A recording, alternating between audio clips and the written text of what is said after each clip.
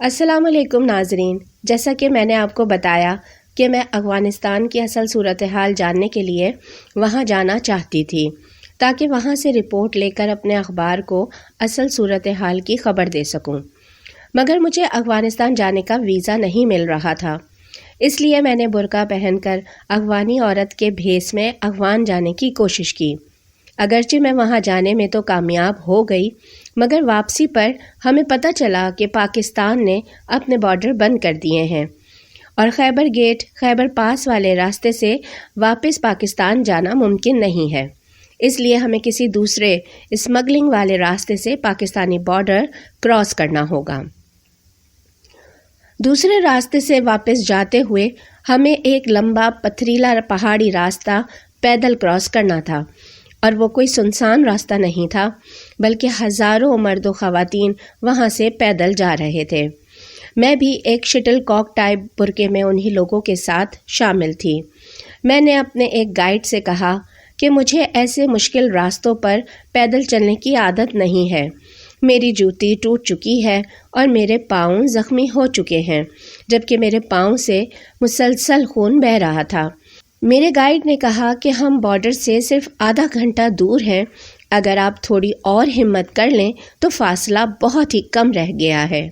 مگر پھر اس نے میرے چہرے پر تکلیف کے آثار دیکھتے ہوئے مشورہ دیا کہ اگر آپ کہیں تو آپ کے لیے ایک گدھا کرائے پر لیا جا سکتا ہے، مگر کیا آپ گدھے پر سواری کر لیں گی؟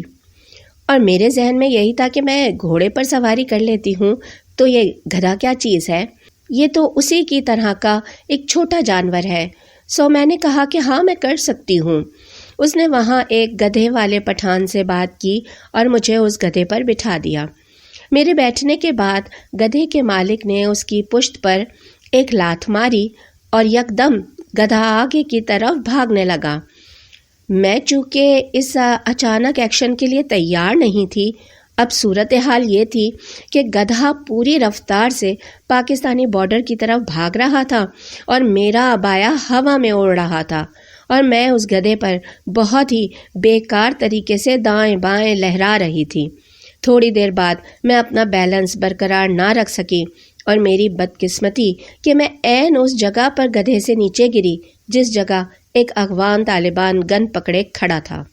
اس ساری بھگدڑ کے دوران میرا عبایا میرے سامنے سے ہٹ چکا تھا اور میرے گلے میں لٹکا ہوا کیمرہ سامنے نظر آ رہا تھا۔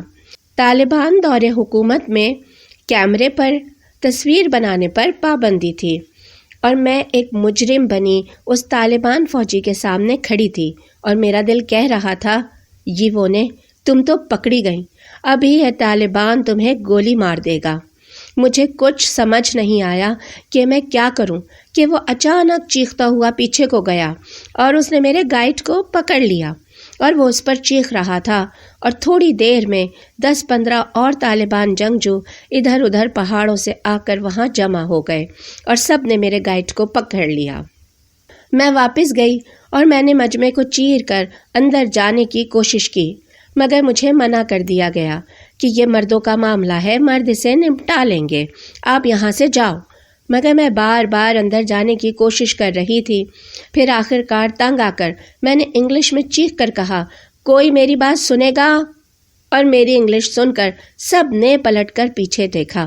میں نے برقع اتار دیا اور برقعے کے اندر ایک انگریز عورت دیکھ کر ان کے چہرے پر ایک فاتحانہ مسکراہٹ تھی۔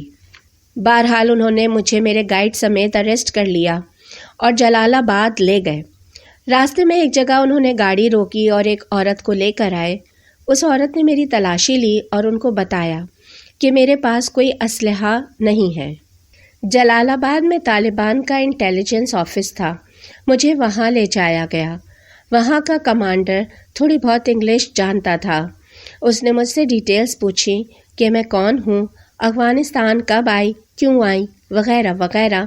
پھر اس نے مجھے ایک کاغذ اور پین لا کر دیا اور کہا کہ اپنی ساری ڈیٹیلز اس پر لکھوں اور لندن میں اپنے اخبار کے دفتر کا فون نمبر بھی دوں تاکہ وہاں سے کنفرم کیا جا سکے کہ میں جو کچھ کہہ رہی ہوں وہ سچ ہے۔ یہاں بھی ایک عورت نے میری تلاشی لی، اور جو عورت میری تلاشی لینے کے لیے بلائی گئی تھی وہ پریگننٹ تھی، میں نے اس کی حالت دیکھ کر پوچھا کہ تم اپنی پریگننٹ فیمیل ورکرز کو اس حالت میں بھی چھٹی نہیں دیتے اور ان سے کام لیتے ہو، تم کتنے ظالم ہو۔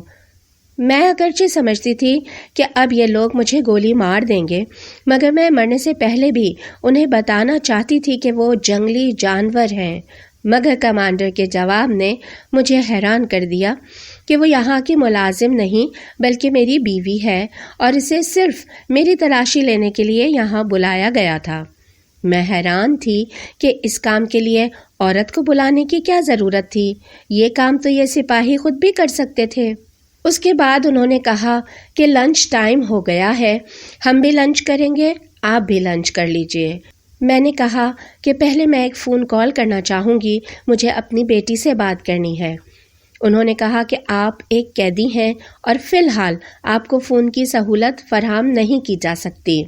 میں نے کہا کہ ٹھیک ہے، جب تک میں فون پر بات نہیں کر لیتی میں کھانا نہیں کھاؤں گی، اگرچہ میرا خیال تھا کہ میری بھوک ہڑتال سے ان جانور نما انسانوں کو کوئی فرق نہیں پڑنے والا، مگر میری سوچ کے برخلاف وہ لوگ میری بھوک ہڑتال سے پریشان تھے، اور اس کے باوجود کہ میں کھانا نہیں کھا رہی تھی مگر وہ لوگ صبح دوپہر شام 3 مرتبہ میرے لیے کھانا لاتے۔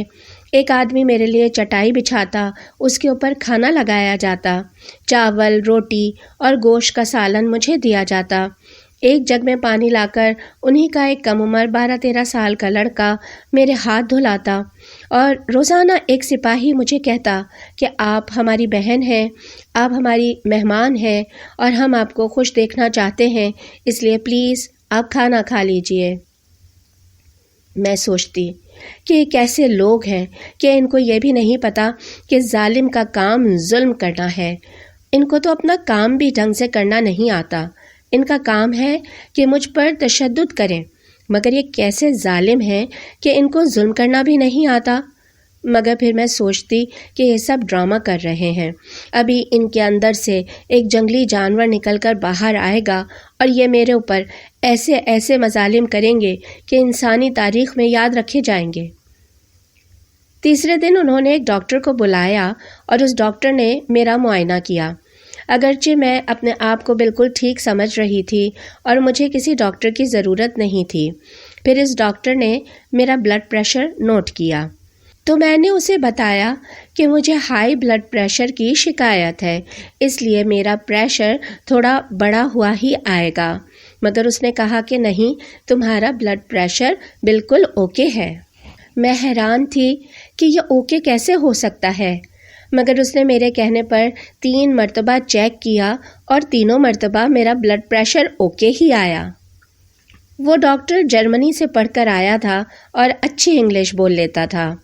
میں نے اس سے کہا کہ شکر ہے طالبان کی قید میں 3 دن رہنے کا کچھ تو فائدہ ہوا کہ میرا بلڈ پریشر ٹھیک ہو گیا۔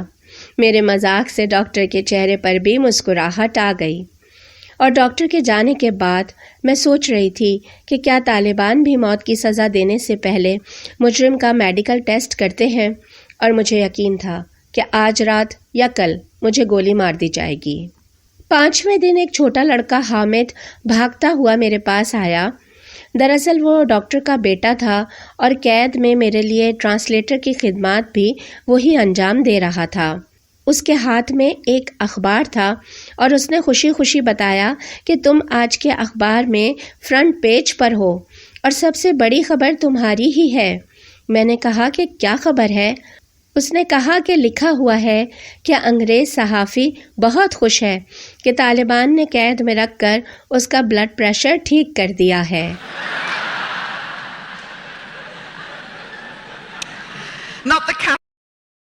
چھٹے دن میرے کمرے میں ایک بہت ہی بڑی داڑھی والا اور کافی خوفناک قسم کا ایک طالبان کمانڈر آیا، اور اس نے مجھ سے مختلف سوالات پوچھے اور وہ تفتیش کرتا رہا۔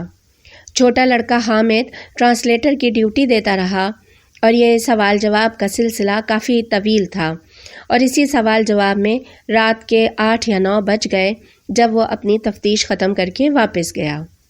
انہوں نے مجھے کسی قسم کے جسمانی تشدد کا نشانہ نہیں بنایا، اور سب سے بری بات جو انہوں نے کہی وہ یہ تھی کہ اگر تم ہمیں سچ نہیں بتاؤ گی تو تمہیں یہاں 20 سال بھی قید میں رہنا پڑ سکتا ہے، اس لیے سچ بولنا۔ میں اگرچہ اس وقت تک ان کے بارے میں وہی منفی سوچ اور خیالات رکھتی تھی جو کہ میرے معاشرے نے ان کے بارے میں میرے دماغ میں بھر دیے تھے، اور میرا خیال تھا کہ میں سچ بولوں یا جھوٹ، دونوں صورتوں میں یہ لوگ مجھے قتل ہی کر دیں گے۔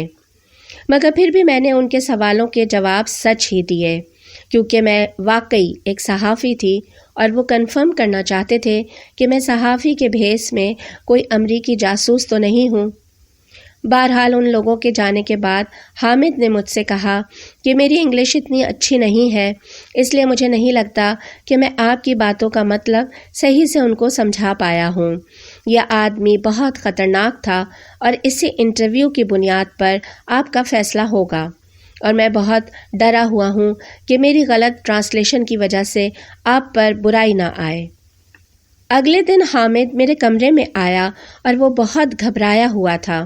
اس کا چہرہ خوف کی وجہ سے کالا پڑ رہا تھا، دہشت سے اس کا گلا خشک تھا اور اس سے بولا ہی نہیں جا رہا تھا۔ اس نے مجھے بتایا کہ بہت ہی اہم شخصیت مجھ سے ملنے آئی ہے۔ میں نے حیرانگی سے پوچھا کہ وہ کون ہے؟ اس نے کہا میں نہیں بتا سکتا، مگر پلیز میری آپ سے درخواست ہے کہ ادب سے بات کیجیے گا۔ میں نے جھلاہٹ سے کہا کہ کون ہے؟ ملا عمر ہے کیا؟ میری جھلاہٹ دیکھ کر وہ اور پریشان ہو گیا اور اس نے کہا پلیز، وہ بہت عزت کے قابل شخص ہیں اور آپ ان سے عزت سے بات کیجیے گا۔ میں بھی حیران تھی کہ پتہ نہیں کون آنے والا ہے۔ 10 منٹ بعد دروازے پر دستک ہوئی اور میں نے اندر سے لاک کھولا۔ یہاں میں یہ بھی بتا دوں کہ میرے پاس اپنے کمرے کو اندر سے لاک کرنے کی فیسلٹی تھی اور مجھے چابی دی گئی تھی، اور میرے کمرے میں کوئی بغیر اجازت نہیں آتا تھا۔ آپ بھی حیران ہوں گے کہ یہ کیسی قیدی تھی جس کو اپنا کمرہ اندر سے لاک کرنے کی سہولت تھی، مگر طالبان ایسے ہی تھے۔ بہرحال ایک لمبے سے جبے میں ملبوس، کندھوں تک لمبے لمبے بال، ہلکی ہلکی براؤن کلر کی داڑھی، سر پر پگڑی اور بہت ہی وائٹ کلر والا ایک آدمی میرے سامنے آ کر بیٹھ گیا۔ اس کے ساتھ 2 خواتین تھیں۔ انہوں نے مجھے ایک چادر اڑا کر اس کے سامنے بٹھا دیا اور وہ دائیں بائیں کھڑی ہو گئیں۔ وہ بہت ہی مذہبی قسم کے گیٹ اپ میں تھا۔ اس کے ہاتھ میں تسبیح تھی اور وہ مسلسل تسبیح کے دانے گھما رہا تھا۔ وہاں جلال آباد میں ہر چیز بہت ہی گرد و غبار والی اور بوسیدہ حالت میں ہوتی تھی، مگر اس شخص کا لباس بہت ہی نفیس اور صاف ستھرا تھا، اور اس شخص میں ایک ایسی بات تھی جس نے میرے اوپر خوف طاری کر دیا تھا۔ وہ یہ کہ اس کا چہرہ بہت ہی روشن تھا اور ایسے لگ رہا تھا کہ اس کی اسکن کے نیچے لائٹس جل رہی ہوں، اور اب جب کہ میں جانتی ہوں کہ وہ عبادات کا نور تھا، مگر اس وقت میں اس کا چہرہ دیکھ کر ڈر گئی تھی، کیونکہ ایسا نورانی چہرہ میں نے پہلے کبھی نہیں دیکھا تھا۔ اس نے سب سے پہلا سوال مجھ سے پوچھا کہ تمہارا مذہب کیا ہے؟ اور مذہب ایسا ٹاپک تھا جس پر میں نے کوشش کی تھی کہ پچھلے 6 دنوں میں اس بارے میں بات نہ کروں، کیونکہ میرا خیال تھا کہ یہ ٹاپک مجھے ایوائڈ کرنا چاہیے، مگر اس کے پوچھنے پر میں نے بتایا کہ میں عیسائی ہوں۔ اس نے پوچھا کون سی عیسائی؟ میں نے کہا پروٹیسٹنٹ۔ اس نے تیسرا سوال کیا اسلام کے بارے میں تمہارا کیا خیال ہے؟ وہ مسلسل تسبیح گھما رہا تھا۔ میں نے کہا واو، اسلام تو بہت ہی شاندار مذہب ہے، مجھے اسلام بہت پسند ہے، یہ تو ایک عظیم دین ہے۔ اگرچہ میں اس وقت اسلام کے بارے میں کچھ نہیں جانتی تھی، مگر میں 2 سے 3 منٹ اسلام کی تعریف میں بولتی رہی۔ مجھے لگا کہ ابھی یہی بہتر ہے کہ فی الحال ان کے سامنے اسلام کی تعریف کی جائے، اور وہ شخص مسلسل مسکراتا رہا اور تسبیح گھماتا رہا۔ پھر جب میں خاموش ہوئی تو اس نے کہا کہ اچھا، تمہیں اسلام بہت پسند ہے؟ میں نے کہا ہاں، اور میں پھر اسلام کی تعریف میں بولنا شروع ہو گئی۔ میں نے کہا تمہارے ارد گرد جو لوگ ہیں یہ بھی بہت اچھے ہیں، یہ 5 وقت نماز پڑھتے ہیں، یہ اللہ کو راضی کرتے ہیں۔ میں نے پھر چند منٹ اسلام کی تعریفیں کی۔ وہ دل ہی دل میں مجھے ایک اسٹوپڈ عورت سمجھ رہا تھا، مگر میں نے اس وقت یہ بات ریئلائز ہی نہیں کی، اور وہ مسلسل مسکراتا رہا، اور اس نے کہا تو پھر تم اسلام کیوں نہیں قبول کر لیتی؟ اب میں پھنس گئی تھی۔ اگر میں کہوں کہ میں اسلام قبول کرنے کے لیے تیار ہوں تو یہ کہیں گے کہ موت کے خوف سے جھوٹ بول رہی ہے، اور اگر میں کہوں کہ نہیں تو یہ مجھے قتل کر دیں گے۔ تو میں نے گول مول جواب دیا کہ فی الحال تو میں قید میں ہوں اور یہاں میں اپنی زندگی کا اتنا اہم فیصلہ نہیں کر سکتی۔ ہاں، البتہ اگر میں واپس اپنے ملک گئی تو ضرور اسلام کا مطالعہ کروں گی اور اسے اپنانے پر غور کروں گی۔ اس کے بعد وہ شخص اٹھا اور باہر چلا گیا۔ حامد بھی اس کے پیچھے باہر چلا گیا اور پھر چند منٹ بعد حامد واپس آیا اور وہ بہت خوش تھا۔ اس نے کہا کہ تم جا رہی ہو، تم گھر واپس جا رہی ہو۔ میں بہت خوش ہوئی۔ میں نے اپنے آپ کو شاباش دی کہ میں نے اس مولانا، اس مذہبی شخص کو بہت اچھے طرح ڈیل کیا۔ تھوڑی دیر بعد مجھے کہا گیا کہ سامان باندھ لوں، ہم کابل جا رہے ہیں اور کابل سے ایک طیارہ مجھے میرے ملک لے جائے گا۔ پھر گاڑی میں کابل کی طرف جاتے ہوئے میں سارے رستے سوچ سوچ کر خوش ہوتی رہی کہ میں نے اس مولانا کو اسلام کی تعریف کر کے کیسا بے وقوف بنایا، اور میں دل ہی دل میں اپنی تعریفیں کر رہی تھی کہ یہ نے تم تو بہت ہی چالاک اور عقل مند ہو۔ بہرحال 7 گھنٹے کے طویل سفر کے بعد ہم ایک جگہ پہنچے جو کہ کسی صورت ایئرپورٹ نہیں لگ رہا تھا۔ یہ ایک بہت بڑی قلعہ نما عمارت تھی اور ہم لوہے کے گیٹ سے گزر کر اندر گئے۔ بندوقوں والے 3-4 طالبان نے ہماری گاڑی کو گھیر لیا۔ ہم گاڑی سے نیچے اترے اور مجھے ایک لمبے کوریڈور سے گزار کر عمارت کے اندر والے حصے میں لے گئے۔ اندر بھی ایک لوہے کا گیٹ تھا جو کہ لاکڈ تھا۔ اسے کھولا گیا۔ ہم اس سے آگے گئے تو ایک کمپاؤنڈ تھا جس میں صحن اور 4-5 کمرے تھے۔ وہاں پر مجھے کچھ اور انگریز عورتیں نظر آئیں تو میں نے کہا کہ اوکے، یہاں سے ان عورتوں کو بھی ساتھ لینا ہے، پھر ہم ایئرپورٹ جائیں گے، کیونکہ میرے دل میں تو یہی بات تھی کہ کابل ایئرپورٹ پر ایک طیارہ میرا انتظار کر رہا ہے۔ وہاں مجھے ایک کمرے میں لے جایا گیا اور وہاں 2 عورتیں تھیں، 2 افغان عورتیں۔ انہوں نے ٹوٹی پھوٹی انگلش میں کہا کہ یہ آپ کا کمرہ ہے، اب آپ یہاں رہیں گی۔ میں نے کہا نہیں، آپ کو غلط فہمی ہوئی ہے، میں یہاں رہنے نہیں آئی، مجھے ایئرپورٹ جانا ہے اور وہاں سے ایک طیارہ مجھے لے کر جانے کے لیے تیار کھڑا ہے۔ انہوں نے کہا کہ آپ کہیں نہیں جا رہی، آپ نے بغیر ویزا، بغیر پاسپورٹ ہمارے ملک میں داخل ہو کر قانون کی خلاف ورزی کی ہے، اس لیے آپ کو اس جیل میں بھیجا گیا ہے۔ میں یہ سن کر زور زور سے چیخنے لگی اور وہ وہاں سے چلی گئیں۔ میری چیخو پکار سن کر دوسرے کمروں سے انگریز عورتیں نکل کر میرے کمرے میں آ گئیں۔ ان میں سے ایک آسٹریلین، 3 جرمن اور 2 امریکی خواتین تھیں، اور وہ فلاحی کاموں کی آڑ میں عیسائیت کی تبلیغ کرتے ہوئے گرفتار ہوئی تھیں۔ ان کا جرم یہ تھا کہ وہ مسلمانوں کو عیسائی بنا رہی تھیں۔ ان سب کو میں نے بتایا کہ یہ لوگ مجھے کسی غلط فہمی میں یہاں لے آئے ہیں، مجھے کابل ایئرپورٹ جانا تھا اور وہاں سے ایک طیارے کے ذریعے گھر جانا تھا، اور وہ سب ایک دوسرے کی طرف دیکھ کر ہنسنے لگیں۔ ان کے چہرے بتا رہے تھے کہ میں آج رات کہیں نہیں جا رہی۔ پھر انہوں نے مجھے آفر دی کہ اگر میں چاہوں تو ان کے ساتھ ان کے کمرے میں رات گزار سکتی ہوں۔ بہرحال مجھے بھی 7 دن بعد کسی فیمیل سے بات کرنے کا موقع مل رہا تھا، اور وہ بھی میری اپنی زبان بولنے والی خواتین، تو میں نے ان کے کمرے میں جانے میں ہی بہتری سمجھی، اور میں چند گھنٹے ان کے ساتھ باتیں کر کے وقتی طور پر ریلیکس ہو گئی تھی اور اپنی پریشانی بھول گئی تھی۔ مگر 5-6 گھنٹے وہاں گزارنے کے بعد مجھے احساس ہوا کہ میں اس جیل میں لمبے عرصے کے لیے پھنس گئی تھی اور میں اب واپس جانے والی نہیں ہوں۔ تو اچانک مجھے رونا آ گیا، اور جب سے طالبان نے مجھے گرفتار کیا تھا میں آج پہلے دن پریشان ہوئی تھی اور میں پہلے دن رو رہی تھی۔ پھر مجھے سگریٹ کی طلب ہوئی اور میں سگریٹ پینے کے لیے باہر صحن میں چلی گئی۔ میں صحن میں بیٹھی سگریٹ پی رہی تھی کہ فجر کی اذانیں ہونے لگیں۔ اندر وہ عیسائی مشنری کی لڑکیاں ایک سرکل میں بیٹھی بائبل پڑھ رہی تھیں اور زور زور سے اوہ جیسس ہیلپ اس پکار رہی تھیں، اور باہر اذانوں کا شور تھا۔ میں ان 2 مذہبی آوازوں کے درمیان میں بیٹھی سگریٹ پی رہی تھی۔ تھوڑی دیر بعد اذانیں ختم ہو گئیں اور میں اپنے کمرے میں آ گئی، مگر وہ لڑکیاں بائبل چھوڑ کر ساؤتھرن بیپٹسٹ اسٹائل میں زور زور سے پکارنے لگیں، ہاللویا ہاللویا۔ ان کے شور نے میرا سونا مشکل کر دیا۔ شروع میں تو میں نے کہا کہ ابھی کوئی طالبان آئے گا اور ان کی پٹائی کرے گا، مگر ایسا کچھ نہیں ہوا، اور یہ بات میں اب جانتی ہوں، مگر اس وقت نہیں جانتی تھی کہ اسلام تمام مذاہب کے لوگوں کو اپنی مذہبی عبادات کی مکمل آزادی دیتا ہے، اور یہی آزادی طالبان نے ان کو دے رکھی تھی۔ اور مثال کے طور پر میں سگریٹ پیتی تھی، اور طالبان کی حکومت میں سگریٹ پینے اور بیچنے پر پابندی تھی، مگر مجھے انہوں نے جیل میں سگریٹ فراہم کر رکھے تھے۔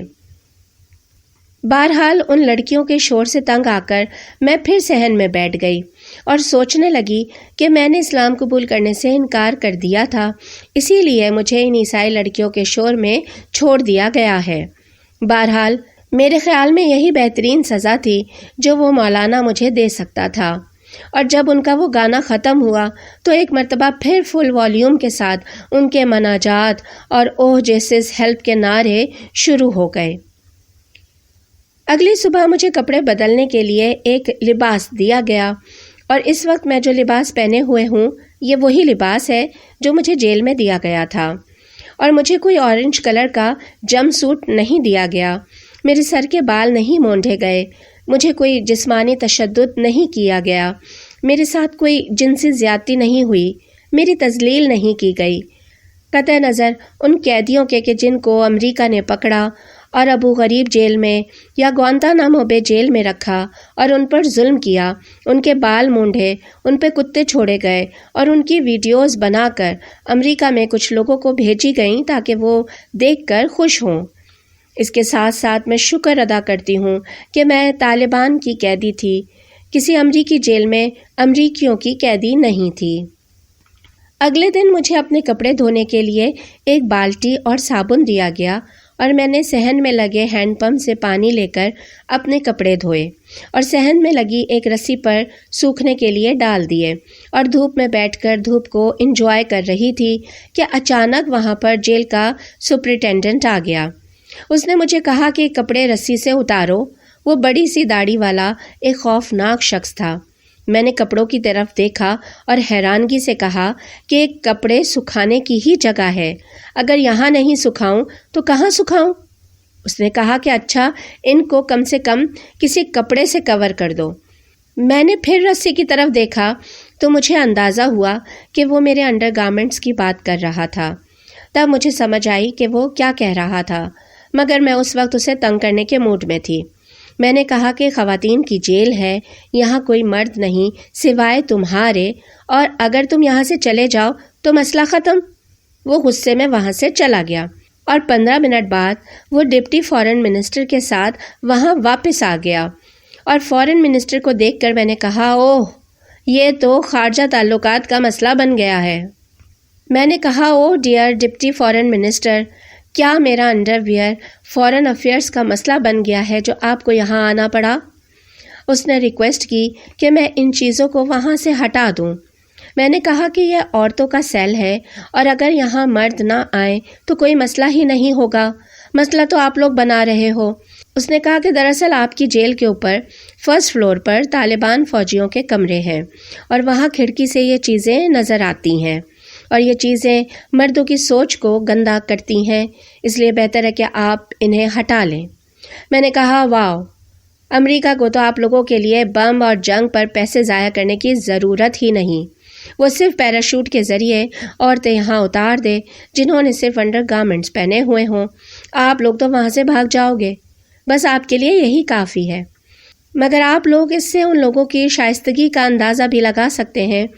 اگر عورت کے انڈر گارمنٹس دیکھ کر ان کے خیال میں عورت کے بارے میں نازیبا خیالات آتے ہیں تو خیالات تو یہاں یورپ اور امریکہ کے مردوں کے دلوں میں بھی آتے ہیں، مگر مسلمان مرد عورت کی اتنی عزت کرتا ہے کہ خیال میں بھی، تصور میں بھی ان کے بارے میں غلیظ چیز نہیں سوچنا چاہتا۔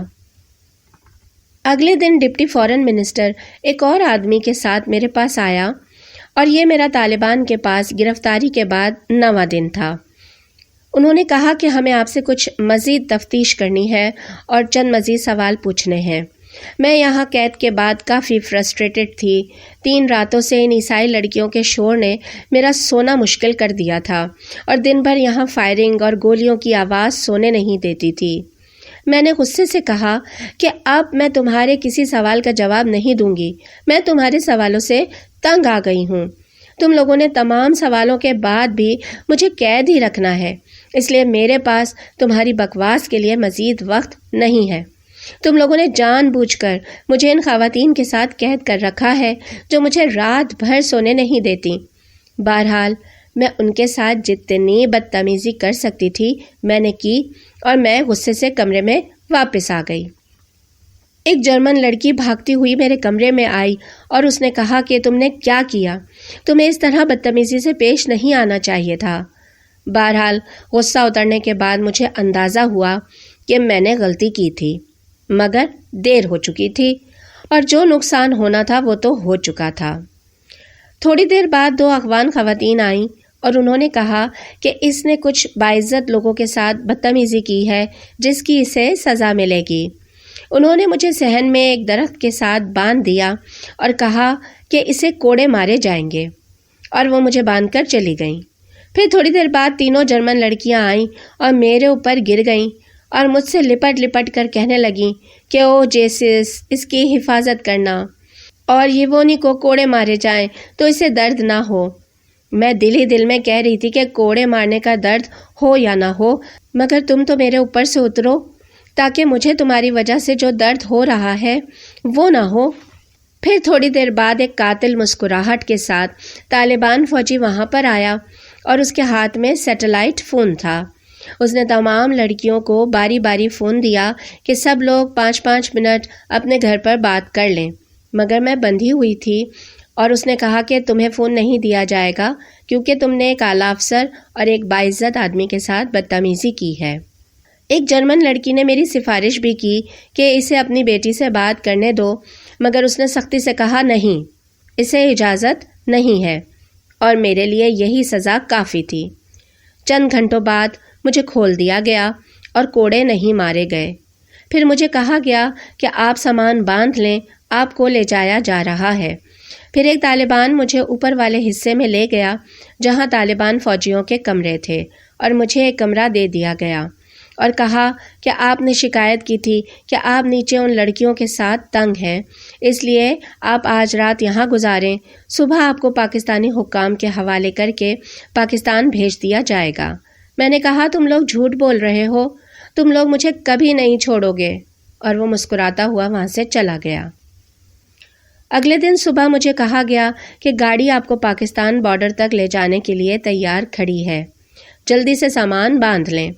مجھے ان کی باتوں پر یقین نہیں تھا، مگر نیچے واقعی گاڑی کھڑی تھی۔ رات بھر کابل پر امریکی بمباری جاری رہی تھی، اور یہ دنیا کا غریب ترین اور کمزور ترین ملک دنیا کے مضبوط ترین ملک سے حالت جنگ میں تھا، مگر انہیں ہم غیر ملکی قیدیوں کو محفوظ جگہ پر پہنچانے کی فکر تھی۔ پھر وہ گاڑی کابل سے جلال آباد آئی اور جلال آباد سے تورخم بارڈر تک پہنچی۔ تورخم بارڈر سے پاکستانی حکام نے ہمیں ریسیو کیا اور ہم واپس اپنے ہوٹل آئے۔ یہاں صحافیوں کا جمع غفیر میرے لیے کھڑا تھا۔ وہ مجھ سے سوال پوچھنے کے لیے بے تاب تھے۔ وہ مجھ سے جاننا چاہتے تھے کہ طالبان فوجیوں نے میرے اوپر کیا کیا مظالم کیے۔ وہ چٹ پٹی مسالے دار خبروں کے لیے تڑپ رہے تھے، مگر افسوس میرے پاس ایسی کوئی خبر نہیں تھی۔ ایک صحافی نے پہلا سوال کیا کہ طالبان کی قید میں آپ کے ساتھ کیا سلوک کیا گیا؟ میں نے کہا بہت ہی عزت و احترام والا۔ میرے ایک ہی جواب نے سب کے جذبات ٹھنڈے کر دیے اور ان کے منہ لٹک گئے، کیونکہ انہیں تو ایسی خبر چاہیے تھی کہ وہ اپنے ملک میں کہہ سکیں کہ طالبان کتنے ظالم ہیں، مگر ایک ہی سوال کے بعد کسی کے پاس اب کوئی سوال نہیں بچا تھا اور میں اپنے ہوٹل کے کمرے میں آ گئی۔